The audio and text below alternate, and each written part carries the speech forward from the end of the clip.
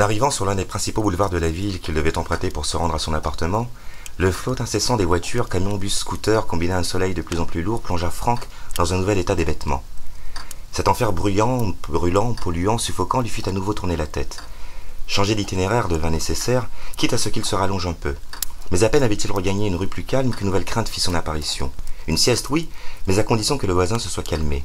Sinon, même en avalant 1 kilo de spaghettis, aucune chance qu'il ne trouve le sommeil. Dès lors, il envisagea comment se protéger concrètement du bruit pour pouvoir dormir. Assez vite, il renonça aux boules quies. Au cours de son enfance, sujet à des otites à répétition, son médecin traitant avait suggéré d'en utiliser à chaque fois qu'il irait à la piscine, afin d'éviter que l'eau ne pénètre dans l'oreille. 6 mois plus tard, sa mère, s'étant rendu compte qu'il entendait mal, l'avait amené chez un otorino-laryngologiste. Ce dernier avait extrait un morceau qui s'était glissé au fond de son conduit auditif. Une fois le bouchon extrait, il eut l'impression que le médecin hurlait lorsqu'il expliqua à sa mère que son conduit auditif était étroit et emberlificoté.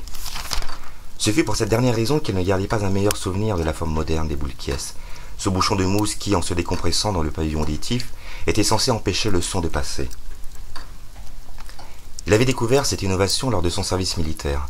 Ces bouchons faisaient partie du pactage offert le premier jour et étaient destinés à servir lors de l'apprentissage du tir au FAMAS, le fusil d'assaut de l'armée française.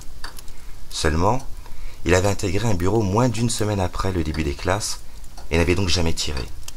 La vie en chambrée avec 7 autres appelés comme lui avait fourni un bon motif pour les tester.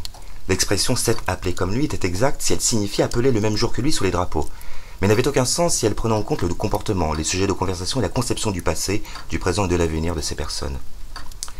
Il avait donc cherché à utiliser ces BAB, sigle qui signifiait en jargon militaire bouchon anti-bruit, pour se protéger des blagues douteuses et autres propos primaires de ses camarades de chambrée. Mais toutes ces tentatives tournèrent à l'échec. En se décompressant, les bouchons tombaient ou bien laissaient passer la moitié du son, et le verre noir de crasse à force d'être manipulé. Il ne lui resta plus qu'à visser son baladeur sur les oreilles pour échapper, le soir venu, aux conversations ahurissantes de ses collègues. Avant de partir, un copain lui avait dit que la chose la plus incroyable lorsqu'on leur faisait l'armée n'était pas de découvrir que les militaires de carrière étaient idiots, car cela on s'en doutait avant de partir, mais que les appelés l'étaient tout autant. Il avait raison, les gens intelligents ne faisaient pas l'armée, ou du moins ne la faisaient-ils pas en tant que simples troufions ou sans savoir quel bénéfice ils pouvaient retirer de ces 10 mois. De toute façon, c'était désormais un sujet périmé. Évoquer ce passé lui donna l'impression d'être un dinosaure, membre de la dernière génération ayant dû passer sous les drapeaux pour que la République les considère comme pleinement citoyens. Quelques mois auparavant, il avait lu un article dans lequel des scientifiques expliquaient développer un système neutralisant les ondes sonores par d'autres ondes silencieuses. Ce projet n'était sans doute pas abouti ou pas encore commercialisé, aucune chance de le trouver en magasin un samedi après-midi. Il se rappela du chantier dans la rue, l'année précédente, revit les ouvriers et trouva ce qui lui sembla être la seule voie de salut, le casque anti-bruit. Oui, seul le casque de chantier anti-bruit était, a priori, adapté à son problème.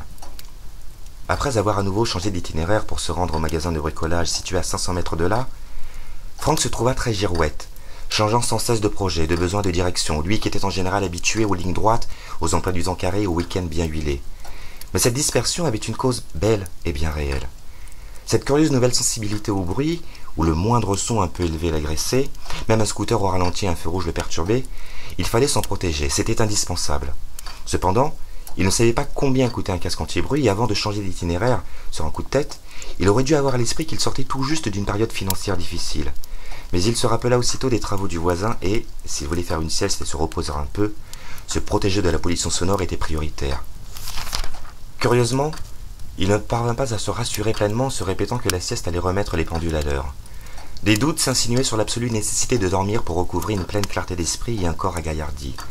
Il calcula qu'il avait tout de même dormi presque 8 heures la nuit précédente, un exploit comparé aux précédentes nuits. Il ne devrait donc pas être si fatigué. Une certitude tout aussi forte émergea cependant, celle d'un cerveau, une fois protégé du vacarme, parvenant à reprendre le contrôle de la journée, réussissant à se débarrasser de l'asthénie, du stress voire de l'angoisse, à même de revivifier le corps, de lui rendre sa superbe, son allant, son agilité, sa vitalité. Oui, le règne de la volonté triomphante et épanouie, pensa-t-il, c'était cela que pouvait apporter une protection complète contre le bruit. Mais ne plaçait-il pas un espoir disproportionné dans le casque anti-bruit? Sans compter que s'il voulait être bien protégé, cela impliquait qu'il le porte en permanence. Pouvait-il se promener dans la rue, prendre un café et une terrasse, aller au supermarché, prendre le tram, avec un tel casque sur les oreilles? Il passerait sans doute pour un illuminé. Certes, mais s'il faisait le bilan coût-avantage, Entre se ridiculiser et être protégé, la balance penchait en faveur du deuxième argument. Et s'il repensait aux ados de la bibliothèque, le problème du ridicule lui sembla bien futile. Sans doute, la mode serait bientôt d'écouter son baladeur avec un imposant casque stéréophonique, et il n'était pas impossible que l'on prenne le sien pour un casque stéréophonique sans fil au design avant-gardiste. Peut-être allait-il lancer une mode.